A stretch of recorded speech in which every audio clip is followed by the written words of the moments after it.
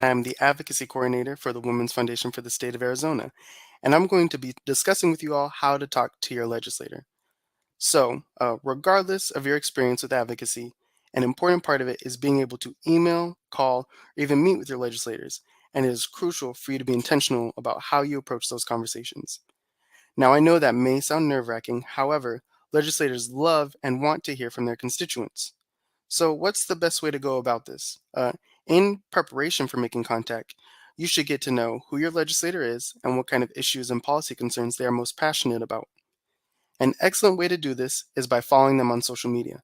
Legislators love to post about what matters most to them, events they'll be attending, and what legislation they are involved in. I know one of my representatives posts every time they speak on the House floor, and it's a great way for me to understand what is on their priority list. When talking with, leaving a message for, or emailing your legislator, here are three things to keep in mind. And those three things include making sure you find common ground between the two of you, frame your message to your specific legislator, and be intentional about establishing a two-way relationship.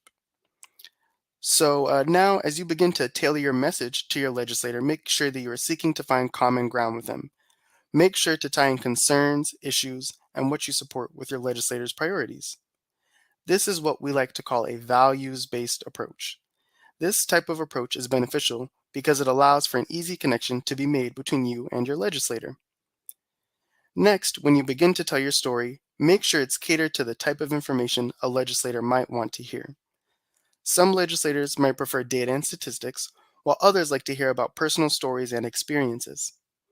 If you're not able to find out what your legislator prefers, you can always include a personal story and experience with data to reinforce the importance of the issue. I know I've witnessed several committee hearings where the legislators express their gratitude for those that are able to connect their lived experiences to legislation. This can also be done over a well-tailored voicemail or a concise email.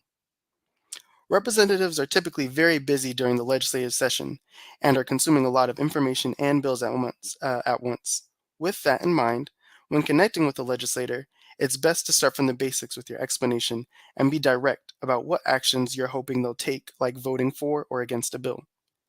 This same approach can be taken when leaving a voicemail or sending an email. And finally, make sure you approach it as a two-way relationship. Don't only ask for them to help you, but offer and discuss different ways that you can be of assistance as well. This can come in the form of providing them with credible research, willingness to provide testimony, or even signing in on RTS to support or oppose a bill. And some last things to keep in mind to locate who your legislators are, you're going to want to go ahead and visit the Find My Legislator tab on azleg.gov. Remember to keep your voicemails and emails concise, potentially providing a short story with 1 to 2 statistics. And if you're meeting in person, bring any printed materials like flyers or fact sheets that can help you support your position. And lastly, when using the RTS system, you can sign in to support or oppose a bill. You do not need to speak. However, if you want to, you have to indicate that in the system. And please keep in mind that speakers during a hearing typically only get up to 2 minutes. And with that, I want to thank everybody for joining us today for WFSA's Virtual Day of Advocacy, and I hope this has become another tool in your amazing advocacy.